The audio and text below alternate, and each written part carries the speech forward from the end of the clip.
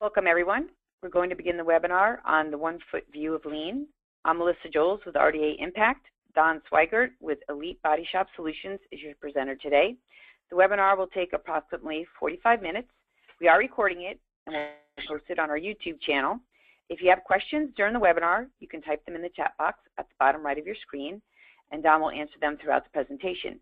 And I also want to mention that the things Don talks about today, he helps shops do and integrate at their locations.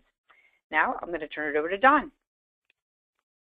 Okay, thank you, Melissa. Appreciate the help there. Thanks, everybody, for coming. I know how busy you all are. I've worked in shops all my life. Taking out the time to learn something new is a definite time saver in the end.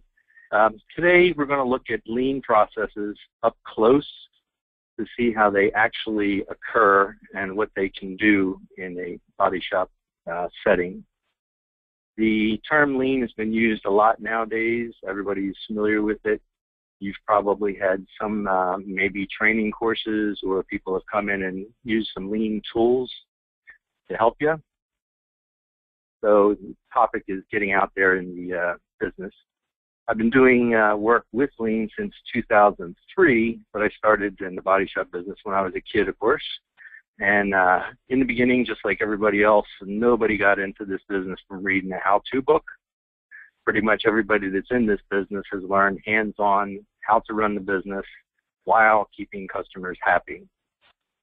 In the past, it was real hard to get any kind of training, but it's become a lot better nowadays. Paint companies have their training centers where you can get your technical side, or from working with other people who've been through training. So it's a lot easier nowadays to get there. So where did this lean stuff come from? Well, we all made mistakes because when we started this business, there was no way of knowing what's exactly going to happen and how to set up a business to do everything you need to do. So nowadays, there's a lot more competition for our business and for our time. You end up spending a lot more time out in the shop, and the only thing you can't buy is time. So as our margins get thinner, we either have to find a way to produce more money in less time, or maybe save some time by not spending time fixing mistakes. Mistakes are something that, we don't really have an idea of how much a mistake actually costs. But if you're missing a $5 clip and a car doesn't go that day, that may be a $2,000 mistake.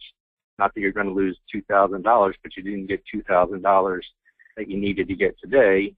And with all of the margins being sliced thinner, cash flow is a real important thing to keep going. So obviously, missing a $5 part is a little more than a $5 mistake. So one of the things that we did learning from these mistakes is taking a look around and finding if there was a better way to do this. So by looking around and finding, is there a better way to do this? People looked at other businesses and how they had done things. And the word lean is used a lot in large corporations and large businesses because a lot of them use it. Probably the top 1,000 companies in the United States use some kind of lean tools, lean thinking. So the body shop business took some of those things from those companies and started implementing them into what we do. It has a proven track record. The companies that do lean, you probably don't hear them talk about it, but they're successful and they've been around for a long time. So what I've seen happening in the industry is that the talk of lean just gets so complicated and nobody really understands what it's about, that it sort of becomes a big mysterious term and nobody really understands what it means. It's just a way of thinking about how to run your business. If I was to break it down, that's really all it is. If you just thought about your business and you know that you would be more successful, have happier customers, have happier employees, if there were less mistakes in the shop where you had to spend time fixing them, obviously that would improve your business. And the whole goal of this is to make a living, to have good employees, to have good customer relationships, and be in business for a long time. So if you were to say, what would you do if you were a lean shop, when you go into a lean shop, some of the things that you'll see are pretty common, is you're going to see cars in some kind of flow line. In the past, what we've done with cars is bring them in, start working on them, find out maybe that you need something else or a supplement or we can't finish or the part's wrong. And then the car may go back out in the back and then you bring in another one. And we didn't worry about it too much because there was always plenty of cars in the back and a couple weeks worth of backlog. So you could bring something else and work on it. But in a lean system, nowadays, especially since you have a lot less cars sometimes sitting in the back, it's much easier. And if you think about it, why do you want to bring cars in and out all day? You can just bring them in once and then get them through. So if you've been to any of the lean courses, you may see tracking charts, something like this, and what they're measuring is the process. Getting a process in place, after that's in place, you can actually measure it, find out where your misses are, and then spend your time fixing the problems where the misses are. When you do find that you have a miss in the same place all the time, then you can put more energy into fixing that area there. So this process delivery chart you may see in some lean shops. You already have a process in your shop, even if you're not what you would consider a lean shop. We just do things by rote every day because we have that process and we know what it is. But if we don't really measure it or track it, we may not be able to find out where the problems are to really improve your business on a continual basis. Because things keep changing every day, we have to deal with all these problems. There's never not going to be problems to solve. One of the other things you may see in a lean shop is cards used to reorder products. A lot of times in shops you'll see people have to walk around, get a phone, get a manager, give somebody a card, give somebody a note, try to get a part number for a thing that they need because they're out of and they need it to do the next car. So if you look in this picture here, it's kind of hard to see, but there's a little red card. I'll show you a picture later. And when the painter pulls out the last can or the can's empty, he puts a little card in a bin and it's automatically reordered. So that saves you a lot of time and money. The other thing that you'll see in a lean shop is they're pretty organized. Everything that you need to do the job's right there. As you can see in this picture, there's a car up on the lift and the cart for the car is behind it. It has the new bumper sitting on top of it, so the body man can put together its front end on this car, put the front bumper on, make sure that everything fits. And it's also a much safer way of running a shop if it's not all cluttered. You don't have people tripping, cutting their foot, or skinning their knees and stuff like that. And obviously we want it to work in a safe place. If people aren't there to work, obviously you can't get cars done. The other thing that you may see in a lean shop is some sort of process for scheduling in the work. Because you want to bring the cars in and bring them right back out as they're done, if you have some way to schedule cars in, then you know that the next day you're going to have cars to work on and you're not struggling.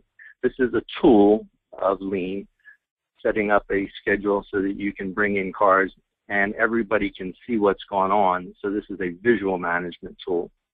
Most of the tools that you see in lean processes are visually managed so that you just look at it and see it there. When you have a lot of processes that are in computers and where you have to go on screens and type in things, it takes a little bit more time, and some people won't have access to that stuff. This way everybody knows what's coming in. We can see tomorrow we have the right amount of cars coming in. Maybe we don't have the right amount of cars coming in, and then the CSR can call, schedule people who are going to come in later to drop off their cars earlier so that we can maintain smooth flow throughout the shop. So another process that you'll see, this is a high chunker board. This tells the guys out in the shop what cars are going at what time. It's always easy to see what's happening. Another thing you'll see in lean shops is one process is done in one area, so that you set up that area to do one thing. When the person is working on the car, has everything in that area already set up, makes it very easy for them to continue working on the car and not stop. And as you know, if you're measured by any insurance companies, the touch time would be directly affected by this. Obviously, the more time you can spend working on your car, the quicker you're going to get the car done, the faster you're going to get paid, the happier the customer is going to be, whoever the customer is, whether the customer is the insurance company, the car owner, maybe a wholesaler down the street, somebody you do work for at a dealership. Everybody wants it done quickly. Of course, nowadays, time is the biggest enemy out there that everybody's asking you for as soon as they walk in the shop. So now we've seen a little bit of what Lean Shop looks like, and what are all these things that you see. These things are just tools. So don't get into your mind that if you have all these tools, you're a lean shop.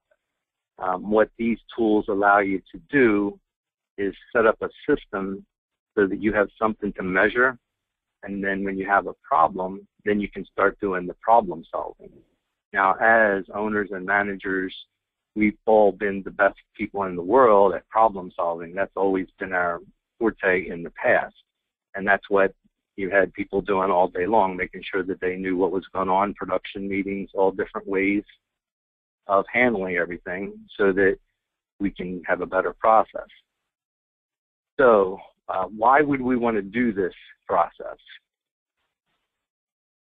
Obviously, to be more successful. We wouldn't want to do something if it lead us to just more chaos or a less better process. So the process that measures itself will reveal the problems.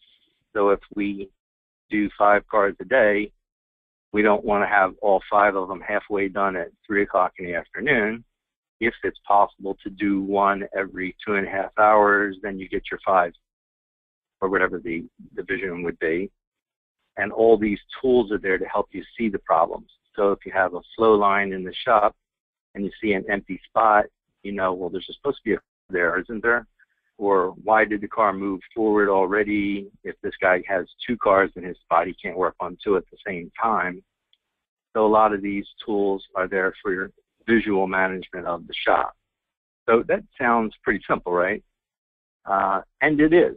For the people who work out in the shop, whenever we have done any work, changing the processes and improving workplaces, with the people out in the shop, it's not really very much of a big change. The body man is still doing body work.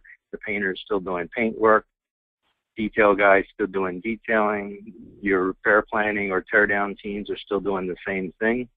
The only thing is that we try to link them all together so that you can increase your touch time on cars. We don't want to change the quality. It's not about doing cars fast just to do cars fast.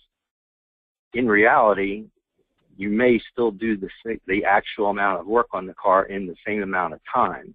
The difference will be you're not waiting to do work on cars. A lot of times a car will be in the shop for, say, 10 days. You only actually worked on the car 2 days. So if you can decrease that waiting time, which is one of the biggest wastes, then you can get cars done quicker. You'll obviously have a much better cash flow. You're going to have happier customers.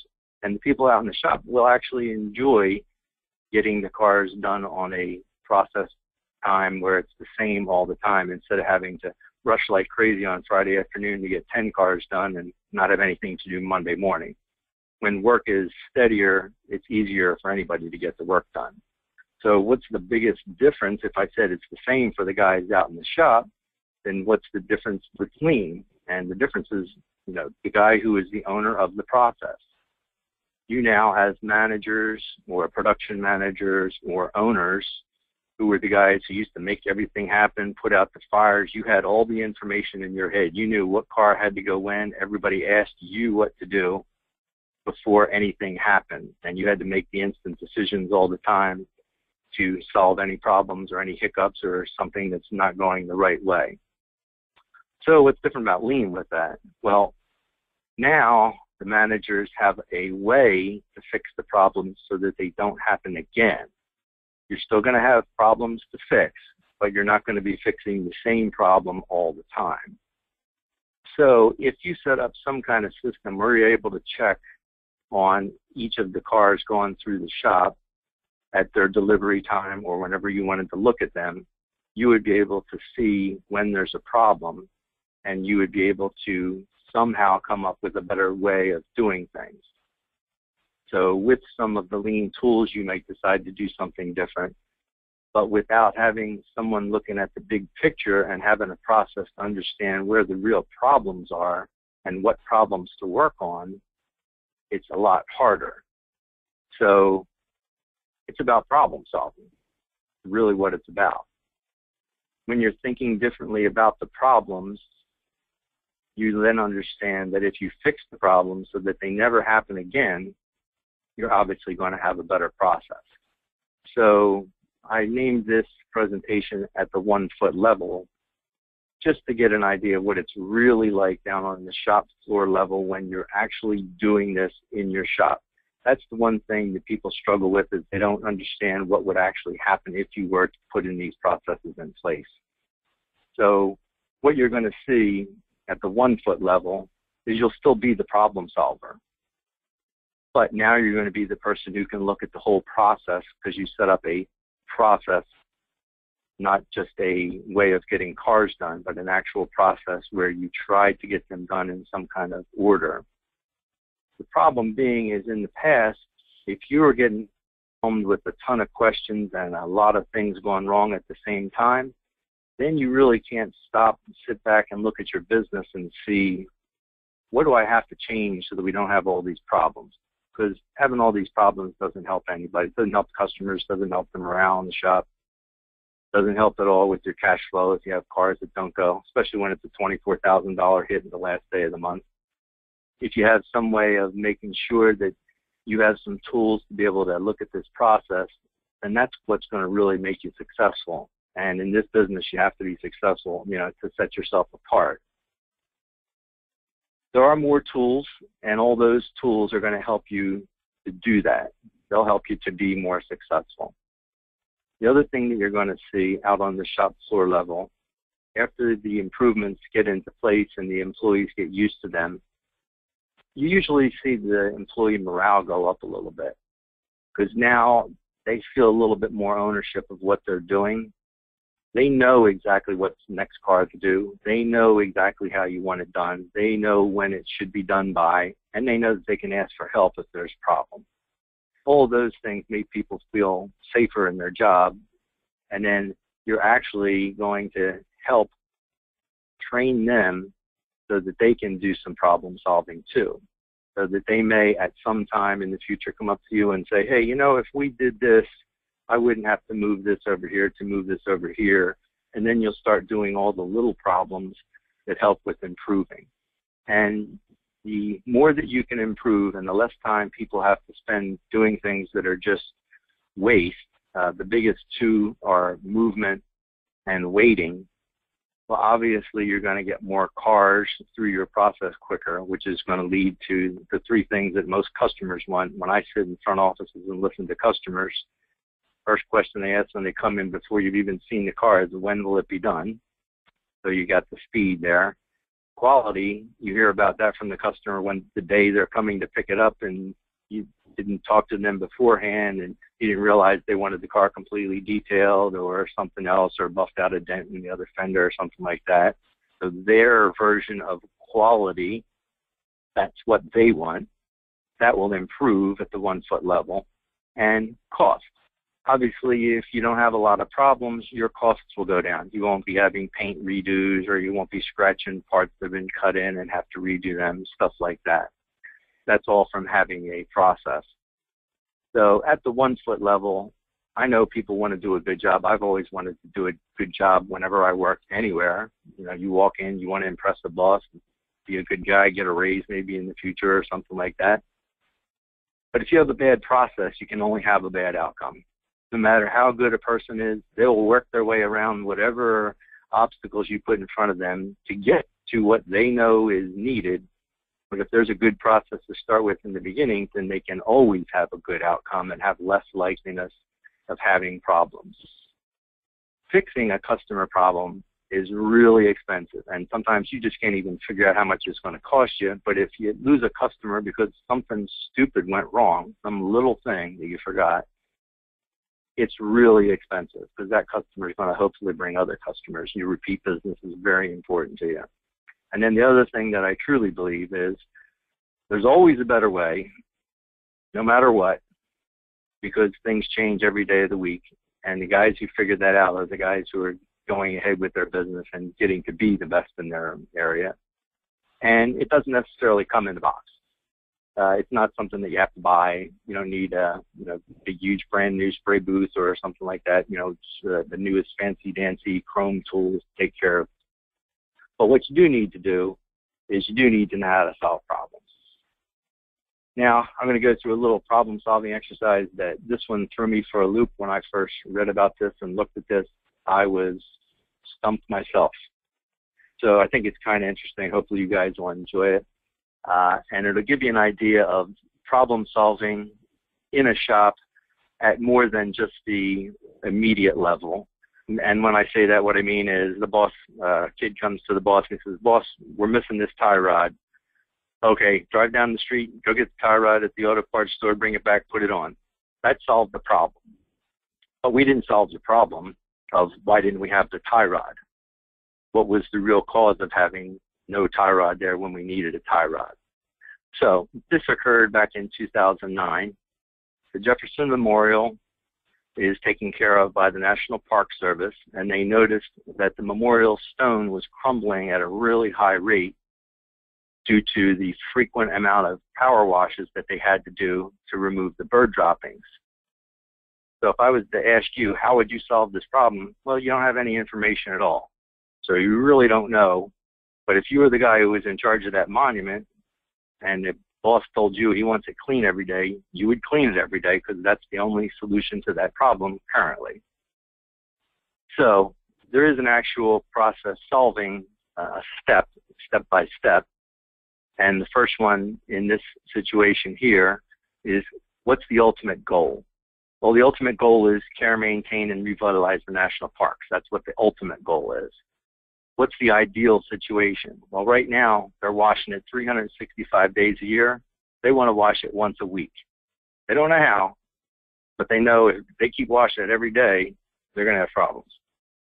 So what's the current situation? Well, the current situation is we're doing it 365 days a year. We need to get it down to 52. So now we know what the gap is between the current situation and the ideal situation. So that would be the gap between the kid coming to you, missing the tie rod end, and having the tie rod end there. So now we're going to break down the problem. What was causing the frequent washings? Where are most of the washes required? When are the bird droppings found? So they did a little bit of investigation. They found that 5% of the problem was dirt, 87% of the problem was bird droppings, and 8% of it was people spills. So they broke down the problem. Now they're going to specify a prioritized problem, which is the 87% bird droppings. And then the last step in this is specify the point of occurrence. In other words, find out where the problem happens by this Japanese word that means go to the place where it happens, genshi genbutsu. So now they've broken down the problem. They want to get to 52 washes. They know what the problem is as far as what is needed to get rid of, which is the bird droppings. Where are the bird droppings? They're on the roof line. And when are the bird droppings occurring? It's early morning, 70%. So now we've broken down the problem and prioritized it. So now we're going to make a commitment and we're going to set a goal. So they know what the problem is, and that by the end of 2010, they were going to eliminate 90% of the bird droppings that were occurring in the morning on the roof of the memorial. So they got it broken down, but they still don't know what the answer is. They don't know what the solution is. They don't know what to do. So now they had to sit there and find out what is the actual facts. So in the top line there, you see 80% of the bird droppings occurring in the morning on the roof line, and they went through a couple facts. One of them says bird's nests. People were thinking, oh, maybe it's bird's nests that's the problem. But they went and looked, and that wasn't a fact, so that one's X'd out. If you look all the way over to the right, you see that one of the facts that they found was birds are feeding there. And obviously, if birds feed, they got to eliminate what they eat. Now, what were the birds eating? Was it people feeding the birds? No, they found that wasn't it. Was it worms? No, they found that wasn't it. spiders. Somebody had to sit there and either videotape or watch the birds, and they found out they were eating spiders. So now they know, okay, spiders are the problem. Now they got to find out, why are there spiders there? Are there spiders there because of darkness? No, they X'd that one out. They found out that it was because the spiders were feeding. Okay, so why are the spiders feeding? Because that's the problem.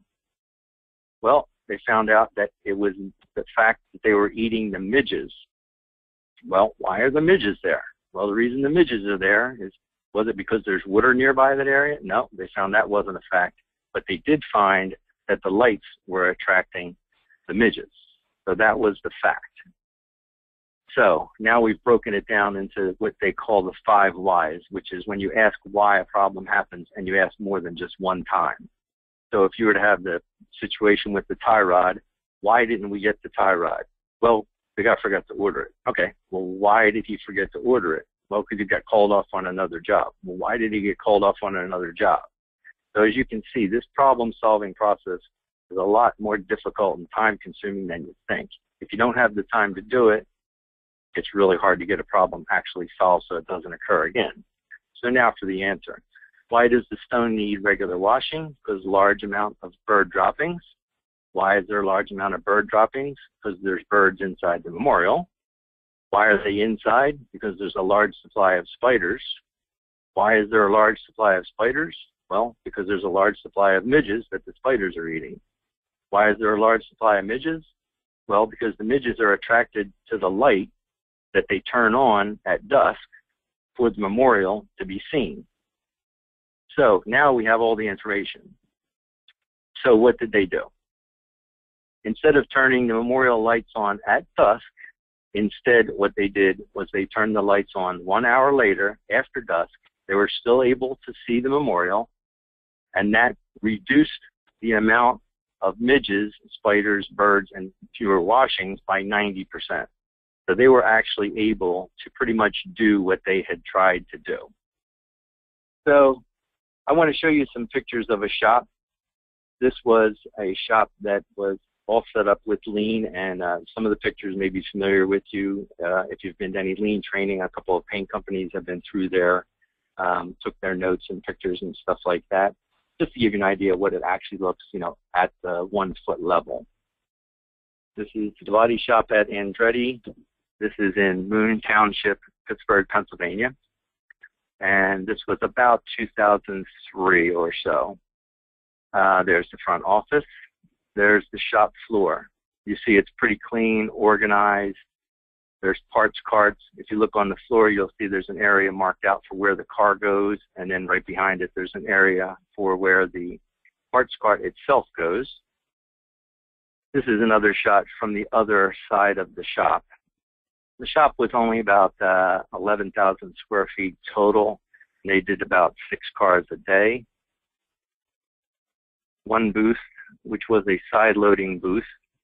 Cars come out of that booth in those front doors, and they are going into the buffing and reassembly and detail area. This is the entire paint shop. There's curtains around that prep deck. After the cars were getting primed, they would go over to the bay next to the booth, and they would get prepped to go into the booth, and the side-loading door they went in with the go jacks, which you see on the floor there. This is the in-process work management files in the front office, and this is an area where you can see what's going on with all the cars. Everything is visually managed, so if there was a folder in that top bin there that says pre-dismantle estimate needs written, that's probably a car that got towed in. Somebody needs to go write a quick estimate for some insurance company or for the customer or for whatever reason. Maybe there's a bin for alternative part search. The reason to have these bins is it won't get lost. It won't get forgotten. It won't get overlooked. If it's sitting there and it's visually in front of you and you see it, you're probably not going to forget to do one of these things. And worst comes to worst, you know, even later in the day, when you come into the office and you see this thing that says order parts now and they haven't been ordered, at least you still have a chance to fix that. This is another area where you see there's file folders for on hold, tow-in needs authority, needs to be scheduled, just more of the visual management system. And this is an action rack. This is an area that's pretty important in a shop because the people in the front office don't know what's going on in the back shop. So there's got to be some way for them to communicate so that they can keep the customer up to date. And there's lots of ways to do it. This is just one tool that we came up with there. So if I expand this a little bit, you'll see these little brochure holders. They take a little card. The card is in the file folder out in the car. So when the car goes into heavy, the heavy body man will take the little card out, come up to the office, put the card in that bin.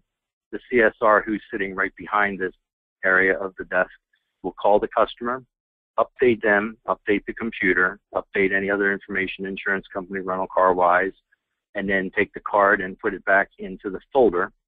And then it'll come back up when the car goes into body, when it goes into reassembly, when it goes into detail, and if there's any supplements or delays.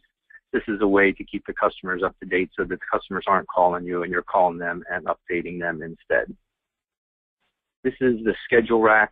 A good schedule maintaining about 2 weeks worth of work is the average in most body shops. So you can see here there's 6 jobs a day scheduled in each of these areas. There's 2 weeks worth of work total. So on a Monday, they will bring in 3 light repairs, 2 medium or heavies, and 1 speed job. So these schedules sitting here empty right now, you know that this is probably a Wednesday and they're bringing cars in for tomorrow and the next day. This is an easy way to see up front, do we need to make some calls and bring some customers in? What's going on next week? Or do we have enough cars? And, you know, the normal things you go to, but it's all very managed visually. Underneath, below those brochure holders, you'll see there's directions on how to use every part of that folder.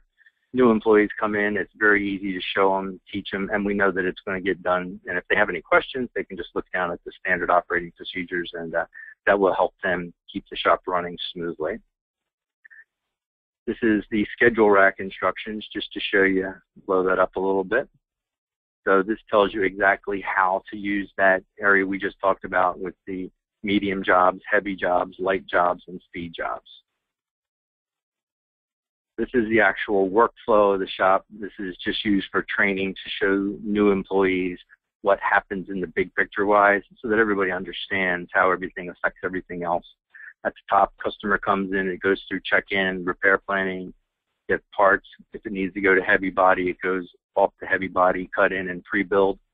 After it gets built down in heavy body to being a normal-sized job, smaller job, then it goes to body, prime, mask, paint, goes out, detail, audit, pre-close, sell, delivery, and then as you're delivering that to one customer, you're bringing in another customer in a perfect world. This is the actual layout of the shop. So as you can see, there's 2 light body bays. The only thing that gets done there is body work, and then a car will go over to prime, prep, then goes out of the front of the paint booth, reassembly, detail. The back area of the shop is all heavy area, and where it says staging bay, that's going to be the next car that's coming into light body.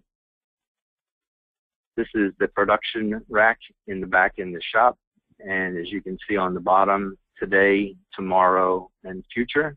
So those are the cars that are getting done. If you look on the top part of the rack over on the left, you'll see where it says waiting parts. That means those cars that are above that black line are still waiting for parts, even though they're going to be started today. So there may be a problem there. The files that are below the black mark, as you see over on the left, it says ready for repairs. And then the red folder obviously means there's a problem, and it says on the bottom of it, late start.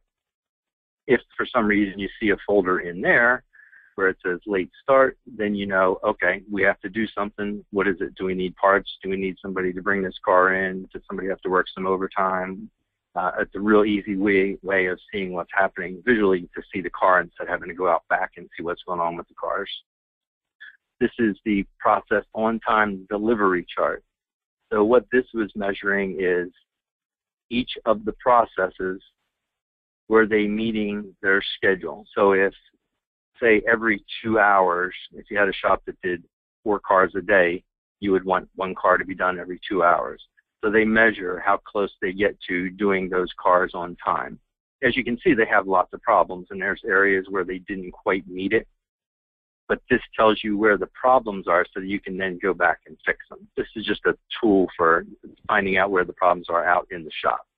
This doesn't mean you're going to not put 3 other guys on the car if the car is not done at 12, because you want to have them all done on time. So sometimes you got to put people in different areas.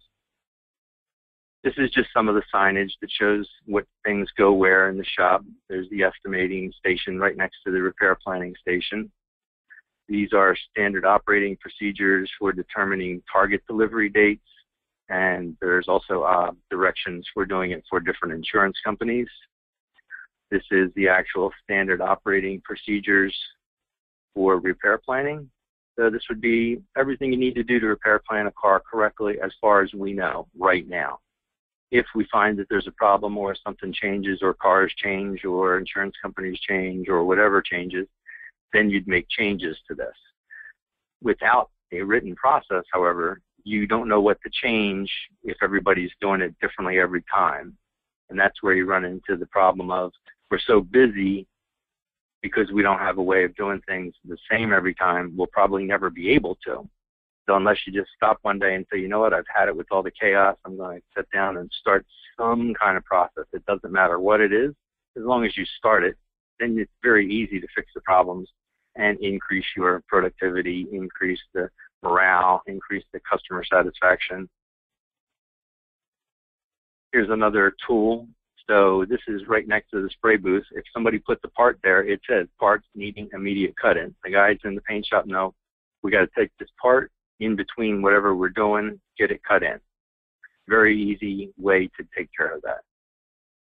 This is more signage that shows you what goes where. Here's carts that are ready for production. There's where the AC machine goes. Parts carts with parts on order, so you know those carts are all waiting for parts. The parts return area has a little sign there. Parts drivers, please look for any returns before leaving so you don't lose out on getting those parts returned back before the end of the month when you've got to pay for them.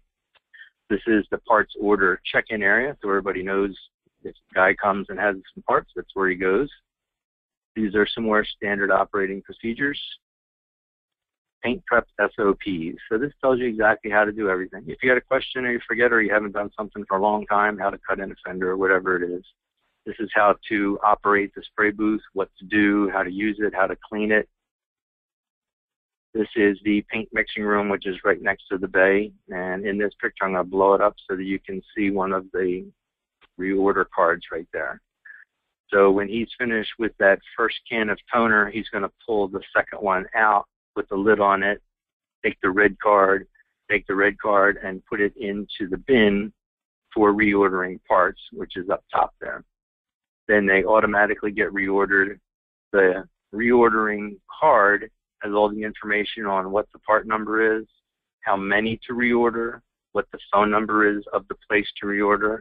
That way anybody can do it. It's nothing complicated. You don't have to go find a manager and stopping him from doing more important things to order some paint. This is the on-time tracking report. So in this area, we can see that there was 4 cars and they were done at a certain time.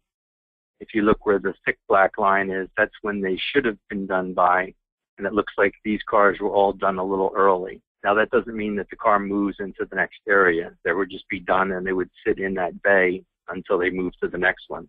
The shop was actually so small that you couldn't bring in extra cars, and when every car moved, they all had to move because there just wasn't the space in this shop. This is the buffing cart. Everything on there is needed for doing the buffing, the sanding, the polishing, the polishers, water, trash can, buffing compound. Everything's there in one place. They also had cards underneath each of those products so that they can get reordered. And you can move the card around and do your buffing wherever is needed. Everything's there all in one place. This is actually the buffing stall standard operating procedures. So it tells you how to do the buffing. If you don't know or if you haven't done it before, it's very easy. It's written out in detail. Yeah, it takes a while to do these standard operating procedures, but after you do them, it makes life so much easier for everything in the shop. If there's a problem, you just go back to the standard operating procedure and says, okay, well, why wasn't X done, or why wasn't this done, or what was the problem? And then instead of firing and hiring people all day long. You can actually say, okay, well, here's the process. What didn't we do? Why didn't we do it? Is there some way we can make sure it gets done? And then solve the problem so that it doesn't happen again. That's for reassembly, how to reassemble the cars. And this is the hijunka board, which is a Japanese word that just means to level the flow. So instead of having 5 cars done at 4:30, you have 1 car done at 9:36, 1 car done at 11:12, 1 car done at 1:18, and so on. And then after the marker on the bottom that says today, tomorrow, moves over to the next car that's going to be done today, you put in one of the green cards, which is a car, for which car is going to be done tomorrow at 9:36. So at any point, you can just walk over to this board and see, these are the cars that are going today, these are the cars that are going tomorrow, and everything is in order, then you have no problems. Lastly, over on the extreme left is the speed job car. So that would be a smaller job, a mirror, or something like that. There's the detail bay marker, just tells you where the detail bay is. There's the detail department standard operating procedures, tells you how to wash the car. That way you make sure the car does get washed and completely done every time and nobody misses anything. And then before the car leaves the detail bay, it has to have a quality audit done. In this particular shop, the person in the front office, the CSR, would come out and go over the car with the estimate and take a look to make sure that everything was done. This is inside the heavy bay, and in the back of the heavy bay, this is showing, this is the car that's due now from heavy, the one on the right, and then the card in the middle says in heavy, so that's the car that is in work process right now. And then the next car for heavy to be repaired has the work order and the green card for it. This is the same green card that would be put in the front office brochure holder as soon as he pulled that car in. So when he pulls that car in, he takes that card up front. The CSR sees the card, and then she calls the customer. Instead of the customer calling and saying, what's going on with my car, we proactively would call the customer and take care of that. This is the materials card. I just thought this was pretty neat, the way everything is set up on one cart for the body bay for light body. This is not for the heavy body guys. But everything you need there is in order, and you can see the red reorder cards underneath each of the products. And this is the delivery area out front. All the cars, after they get pulled out of the detail bay, would get pulled into this area, and then they're done. So that's pretty much it. Does anybody have any questions? I'd love to answer the questions for you. Also, my contact information is right here. Please feel free to call me anytime or email me, and I'll get back to you as soon as I possibly can. And thank you, Melissa, for having me. I really appreciate it. Okay, Don, we don't have any questions. If anybody does, you can type them in. And I will follow up with everybody who is on this call, and I'll send you Don's information directly. So if you do want to reach out to him, you can. I don't see any. All right. Thank you, everybody. We'll be in touch with future training opportunities, and we appreciate everybody taking time out of your busy schedules. Thanks, Don. Thank you very much. Thank you, everybody, for calling. Thanks. Bye-bye.